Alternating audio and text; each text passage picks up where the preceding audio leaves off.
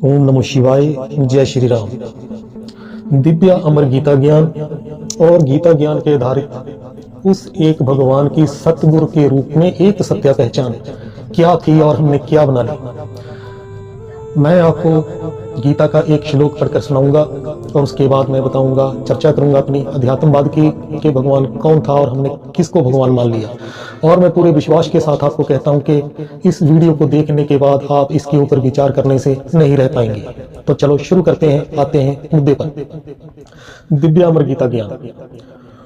इम विवस्वते योग प्रोक्त वान हम व्यायम विवस्वान मनते प्रामनुरेक्ष वाक्व बर्भीत। गीता अध्याय 4 श्लोक 1। इसका भावार्थ क्या है? भगवान ने कहा, इस अमर योग विद्या का उपदेश सूर्य देव विश्वान को दिया और विश्वान ने मनुष्यों के पिता मनु को उपदेश दिया और मनु ने इसका उपदेश इक्ष्वाकु को दिया। गीता ज्ञान के दाता भगवान ने अर्जुन को कहा कि सर्वप्रथम मैंने ये गीता का उपदेश सूर्य देव विश्वान को दिया था। तो अब सवाल यह है कि सूर्य देव विश्वान कौन है? भावार्थ क्या है इसका? आगे हम समझने की कोशिश करते हैं। सूर्य देव विश्वान कौन है? मनु कौन है? आध्यात्मिक दृष्टि से देखने पर इन सवालों के उत्तर हमें मिलते हैं। सूर्य देव कोई और नहीं है, सूर्य देव विश्वान है उदय शंकर शिव शंकर भगवान। समय और युगों के विषय पर पुरातन भारतीय धर्म ग्रंथों में अप्रमाणिक और अवैज्ञानिक रूप में 71 चतुर्युगी और 14 मनुओं के बारे में लिखा मिलता है। पुराणों के अनुसार 14 मनुओं में पहला मनु है स्वयंभू। स्वयंभू का अर्थ भावार्थ है कि जो सबे से प्रकाशवान है। सबे से प्रकाशवान कौन है? शंभु। सबे से प्रकाशवान हम शंभु को मानते हैं। शंभु कोई और नहीं, निराकार ज्योति स्वरूप ज्ञान सूर्य शिव शंकर भोलेनाथ ही है। ज्ञान प्रकाश शिव ने सर्वप्रथम अपना अमर ज्ञान ज्ञान सूर्य आदि गुरु आदिनाथ स्वयंभू शंभु को दिया था। मनुष्यों का एक ही पिता है और उस पिता के मनुष्यों ने अनेक नाम रखकर अनेक उसकी कहानियां दंत कथाएं बनाई है। अब आप चाहे सूर्य देव विश्वान कहें, चाहे स्वयंभू कहें, चाहे सातवां मनु विश्वान माने, चाहे आप इसे मनु कहें, बात एक ही है। सूर्य देव विश्वान, मनु, स्वयंभू, शंभु, आदिदेव, आदम अली इस्लाम, एडम एक ही परम पिता परमात्मा के शिव शंकर भोलेनाथ के नाम है। हमारा एक ही पिता है, एक ही सत्य है, एक ही 4 युगों की कहानी है। हम वैज्ञानिक आधार पर आध्यात्मिक रूप में यही परम सत्य आज विश्व को बताना चाहते हैं कि विश्व का एक ही धर्म है जिसे आद सत्य सनातन परम धर्म कहते हैं।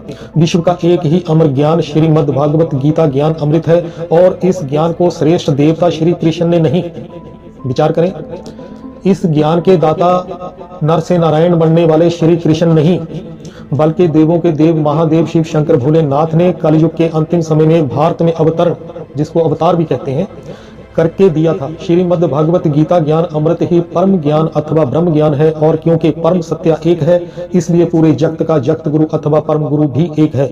गुरु तो अनेक हैं, जैसे इस्लामियों का गुरु इब्राहिम, ईसाइयों का गुरु जीसस क्राइस्ट, बौद्धियों का गुरु महात्मा बुद्ध, जैनियों का गुरु महावीर, मुसलमानों का गुरु मोहम्मद और सिखों का गुरु श्री गुरु नानक इत्यादि। ये सभी गुरु अपने अपने मत पंथ संप्रदायों के गुरु हैं और इन अनेक गुरुओं में से कोई भी ना तो कोई जगत गुरु है और ना ही कोई पूर्ण गुरु है।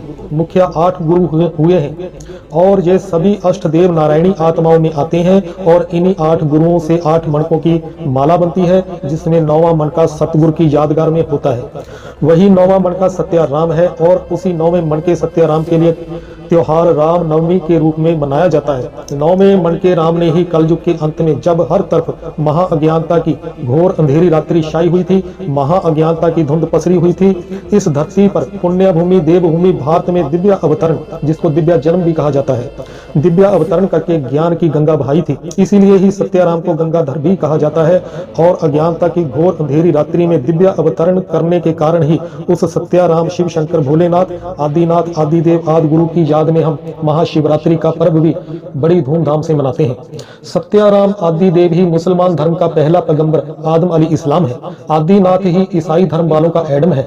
मगर अल्पबुद्धि मनुष्यों ने उस एक सतगुरु को जानने और पहचानने में बड़ी भूलें की हैं। इस विषय पर अगर सर्वप्रथम सबसे बड़ी भूलें किसी ने की हैं तो वह है हिंदू लोग। हिंदू धर्मचारियों को आज भी इस बात का ज्ञान नहीं है कि इनका आदिनाथ, जिसे मुस्लिम लोग अपना पहला पैगंबर मानते हुए उसे आदम नाम से याद करते हैं और आदम के माथे पर सुशोभित अधूरे चांद को पवित्र चिन्ह मानते हैं, जो ओमकार के चिन्ह ओम पर सुशोभित होता है, और जिस कारण ही हिंदू समाज ओम नमः शिवाय कहता है, और जिस कारण ही मुस्लिम लोग इतनी बड़ी और गहरी बात बोलते हैं कि आदम को खुदा मत कहो, आदम खुदा नहीं है। आदम को खुदा मत कहो, आदम खुदा नहीं है, मगर खुदा का नूर भी आदम से जुदा नहीं है।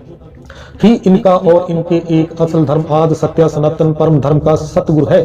ओम ओमकार ओमकारा ओमकारनाथ आदिदेव आदिनाथ गंगाधर त्रिलोकीनाथ त्रिकालदर्शी त्रिदेव त्रिनेत्री पापटेश्वर मुक्तेश्वर ओम नमः शिवाय जोगेश्वर सबसे बड़ा जोगी इत्यादि इतने प्रमाणिक नामों विशेषणों चिन्हों इशारों उपमाओं के होते हुए भी कितने अफसोस और खेद की बात है कि अंधश्रद्धा अंधविश्वास और अंध भावनाओं से ग्रस्त हिंदुओं और इनके सैकड़ों धर्म आचार्यों मंडलेश्वरों इनके तथा कथित गुरुओं कथावाचकों को आज तक अपने ना तो एक पूर्ण सतगुरु की सत्य पहचान हुई और ना ही अपने एक सत्य धर्म का ज्ञान हुआ।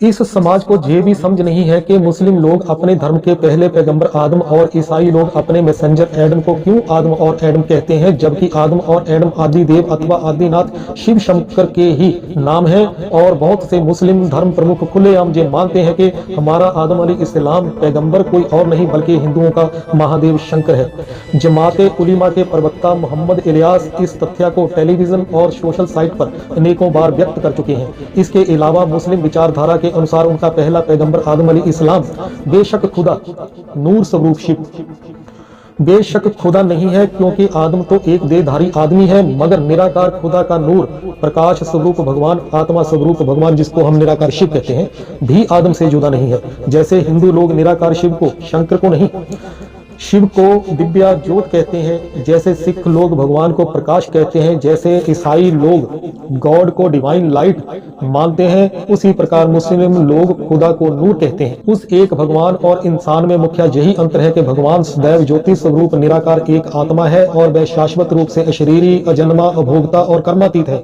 भगवान का ना तो कोई माँ बाप हो सकता है और ना ही कोई भाई बहन और ना ही विशेष रूप से उसके कोई बच्चे होते हैं। पूरी मानव जाति ही आत्मिक रूप में उसके बच्चों में आ जाती है।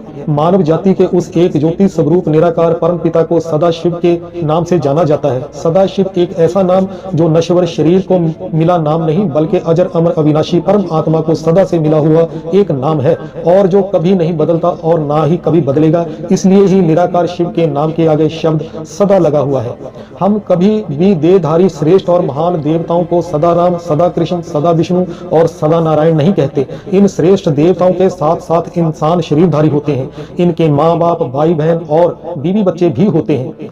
ये सभी गर्भ से पैदा भी होते हैं और जीवन के अंत में मरते भी हैं। जैसे श्री राम और श्री कृष्ण अपने अपने माँ बाप के जहाँ पैदा भी हुए और अंत में इंतकाल कर गए, दुनिया छोड़ गए। अशरीरी और अजन्मे शिव का ही केवल दिव्य जन्म होता है और उस जन्म को भी दिव्य अवतरण कहा गया है, क्योंकि सदा शिव रूपी आत्मा आदिनाथ शिव शंकर यानी शंकर जिसको आदम भी कहते हैं के शरीर में प्रवेश करके अपना दिव्य कर्तव्य करती है और इसे परकाया प्रवेश माना गया है। सभी देहधारियों के जन्मदिन मनाए जाते हैं, मगर एक सदा शिव की महाशिवरात्रि मनाई जाती है, क्योंकि वह कलयुग में घोर अज्ञानता की रात्रि में ज्ञान की रोशनी फिर से फैलाकर ज्ञान का सवेरा करने, अनेक तथा कथित धर्मों का विनाश करने, एक मानवतावादी आद सत्य सनातन धर्म को मुड़ सुरजीत करने, एक सत्य के युग की स्थापना करने के लिए देहधारी शंकर महादेव के शरीर में अवतरण करते हैं। इसी को दिव्य जन्म कहा गया है उस एक निराकार भगवान का, क्योंकि वो गर्भ से जन्म नहीं ले सकते मगर परकाया प्रवेश पाते हैं। याद रहे कि आदम शब्द संस्कृत भाषा का शब्द है जिसका अर्थ पहला आदमी होता है। शब्द अवतरण का भाव अर्थ होता है ऊपर से नीचे उतरना। निराकार अशरीरी और अजन्मे परम पिता शिव अब क्योंकि किसी माँ के गर्भ से जन्म नहीं ले सकते मगर मानव जाति के कल्याण अर्थ वह पराये शरीर में अवतरित होते हैं और भगवान की इसी प्रक्रिया को दिव्य जन्म अथवा भगवान का अवतार कहा जाता है। एक और बात याद रखने योग्य है कि किसी भी देहधारी देवता गुरु पीर पैगंबर इत्यादि का अवतार नहीं हो सकता, क्योंकि एक निराकार ज्योति स्वरूप भगवान शिव को छोड़कर बाकी सभी गर्भ से जन्म लेने वाली आत्माएं हैं। राष्ट्र भारत को ही देवभूमि, तपोभूमि, विश्व मुक्तमणि, आध्यात्मिक राष्ट्र, मातृभूमि, अविनाशी खंड और ईश्वर की अवतरण भूमि नामों अथवा विशेषणों से याद किया जाता है। इस सर्व महान, सर्व उच्च, सर्वोपरि, सर्वश्रेष्ठ दिव्या भूमि पर ही ईश्वर कलयुग के अंत में दिव्या अवतरण करके हम सभी नर नारियों को गीता का ज्ञान सुनाते हैं। अरबी भाषा की एक प्राचीन काव्य संग्रह की पुस्तक से ओरुल ओपुल के पन्ना नंबर 257 पर एक मुस्लिम कवि की कविता दर्ज है और उस कविता का एक पद इस प्रकार है। अया मुबारिकुल अर्ज जुशैन नोहा मीनार हिंदे व अराद कल्ला मयोन जले जिक्र तुम। इस पद का भावार्थ इस प्रकार है। हे पुण्य भूमि हिंद, हिंद कहते हैं भारत को, हे पुण्य भूमि हिंद तू धन्य है क्योंकि ईश्वर ने अपना ज्ञान देने के लिए तुझे चुना। भगवान उसी देश अथवा भूमि पर ही आएंगे जहाँ के लोग धर्मशील, भक्ति भावना वाले, ईश्वर और सत्य सनातन को मानने वाले होंगे। जिन लोगों में नैतिक आधार पर सत्यता, सच्चाई, शर्म हया, मानवता, उदारता, सहनशीलता इत्यादि कुछ तो बाकी बची होगी। भगवान शिव भारत में ही दिव्या जन्म लेकर गीता का उपदेश देकर कलयुग का महाविनाश करवाकर सत्ययुग की स्थापना करते हैं। इसलिए केवल भारत में ही स्वर्ग का और देवी देवताओं का गायन है। श्रीमद् भागवत गीता ज्ञानदाता भगवान के वचन अटल हैं और अगर वह गीता ज्ञानदाता के तौर पर ये कहते हैं कि मैं अजन्मा और शाश्वत हूँ, तो हरगिज भी जन्म मरण में आने वाले नर से नारायण बनने वाले श्री कृष्ण गीता के आदि वक्ता नहीं हो सकते। अगर गीतापति निराकार शिव भगवान गीता में ये दावा करते हैं कि मैं ज्ञान के द्वारा कलयुग का महाविनाश करवाकर एक सत्य धर्म की स्थापना के लिए अवतरित होता हूँ, तो जरूर ही उनके सत्य वचनों के अनुसार कलयुग का महाविनाश होकर एक सत्य धर्म की अध्यक्षता में सत्ययुग की स्थापना हुई होगी, ना कि कृष्ण गीता के अनुसार अनेक तथा कथित मानव धर्म होंद में आकर कलयुग की स्थापना हुई होगी, जैसा कि श्री कृष्ण के गीता ज्ञान के बाद हुआ है।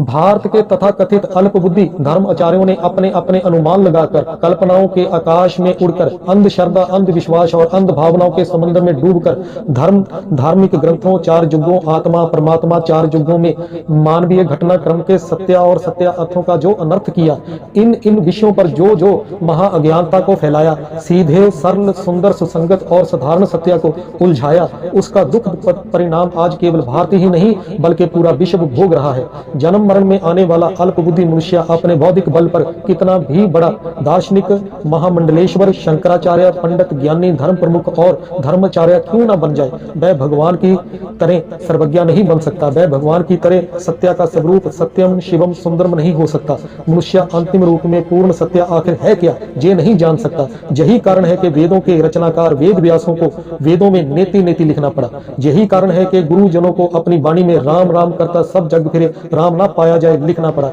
यही कारण है कि धर्म प्रमुख गीता को ना समझ पाने के कारण गीता ज्ञान को परम रहस्य कहते हैं। यही कारण है कि आज पूरे विश्व में सैकड़ों मानव निर्मित तथा कथित धर्मों के होते हुए, सैकड़ों ही धार्मिक ग्रंथों और धार्मिक स्थानों के होते हुए, सैकड़ों ही धार्मिक ज्ञानों, हजारों ही गुरुजनों, पैगंबरों, मैसेंजरों, कथावाचकों के होते हुए भी सदियों से ये सवाल इस तथा कथित धार्मिक संसार के आगे सांप की तरह फन फैलाए खड़ा है कि बताओ भगवान कौन है। संसार में आज भिन्न भिन्न प्रकार के भगवानों का बाजार लगा है। भगवान का हर व्यापारी अपने ही भगवान और धर्म को सच्चा बोलकर विश्व की मंडी में उसकी बोली लगाने में लगा है। भोले भाले और मूर्ख किस्म के खरीदार लोग इन व्यापारियों के मक्कर जाल में बुरी तरह उलझे पड़े हैं। कोई धर्म को बेचने में लगा है, कोई भगवान को खरीदने में मस्त है। कोई आए दिन अपना धर्म परिवर्तन कर रहा है और कोई अकल का अंधा धर्म को परिवर्तन करवाने में लगा है। कोई भगवान से सीधी बात होने का दावा कर रहा है और कोई कहता है कि भगवान काल्पनिक है। धर्म लोग धर्म के नाम पर लूट मार, शोषण और कत्लोगार्त करने में लगे हैं। धर्म के विषय पर समाज कई हिस्सों में बंट चुका है। कोई सबे को आस्तिक और कोई सबे को नास्तिक बोल रहा है। कोई धर्म धुरंधर दार्शनिक बनकर अपनी अवैध दुकान खोले बैठा है। कोई निराले लोग किसी लुच्चे लफंगे को ही भगवान का अवतार मानकर नाचने में मस्त हैं। आज संसार में बहुत से भगवानों के अवतार किसी जघन्य अपराध के चलते काल कोठरियों में बंद हैं। आज विश्व देख रहा है कि इन मानव निर्मित झूठे धर्मों तथा कथित मानवीय भगवानों और इनके अंधभक्तों ने मिलकर भगवान, ज्ञान और धर्म का तमाशा बनाकर रख दिया है। ऐसे भटके हुए निकम्मे और लटेरे किस्म के धार्मिक संसार का तमाशा देखकर ही ये वाक्य प्रचलित हो चुके हैं कि राम के भक्त, रहीम के बंदे, ये सब हैं अकल के अंधे। मुंह में राम राम, बगल में छुरी, राम राम जपना, पराया माल अपना। देखो ए दीवानो, जे तुम काम ना करो, राम का नाम यूं बदनाम ना करो। राम तेरी गंगा मैली होगी पापियों के पाप धोते धोते। आंख मूंदे हुए कोई पत्थर अगर आपके हाथ से चलेगा तो निश्चित ही वह किसी बाबा को जाकर लगेगा। धर्म एक धंधा है जिसमें पढ़ा लिखा भी अंधा है। धर्म एक अफीम है, इत्यादि। आज भारतीय धर्म प्रमुखों, धर्माचार्यों को अपनी अंध भावनाओं, अंधविश्वासों और अंधश्रद्धाओं को त्याग कर भारतीय प्राचीन पवित्र ग्रंथों को आध्यात्मिक रूप में वैज्ञानिक आधार पर फिर से समझना होगा, ताकि ब्रह्मांड के अंतिम सत्य और विश्व पिता, विश्व गुरु ओमकारनाथ आदिनाथ की सत्य पहचान तक पहुंचने में अब और देरी ना हो। क्योंकि आज का वर्तमान वैज्ञानिक जगत धर्म के विषय पर आध्यात्मिक मार्गदर्शन पाने के लिए धार्मिक राष्ट्र भारत की तरफ दृष्टि लगाए बैठा है और समय समाप्ति की ओर है। तो साथियों, प्यारे बहन भाइयों, भगवान एक है, उसका स्वरूप एक है, उसका ज्ञान एक है, उसका विधान एक है। एक ही धर्म है जिसको आदि सत्य सनातन परम धर्म कहा जाता है। एक ही पूरे जगत का जगत गुरु है जिसको आदिनाथ, ओमकारनाथ, आदि देव, आदम अली इस्लाम कहा जाता है। और एक ही ज्ञान है जिसको श्रीमद् भागवत गीता ज्ञान अमृत कहते हैं। इन आध्यात्मिक बातों पर आप जरूर विचार करना। हो सकता है कि आपको धर्म का एक सत्य मार्ग मिल जाए। जय श्री राम। ओम नमो शिवाय।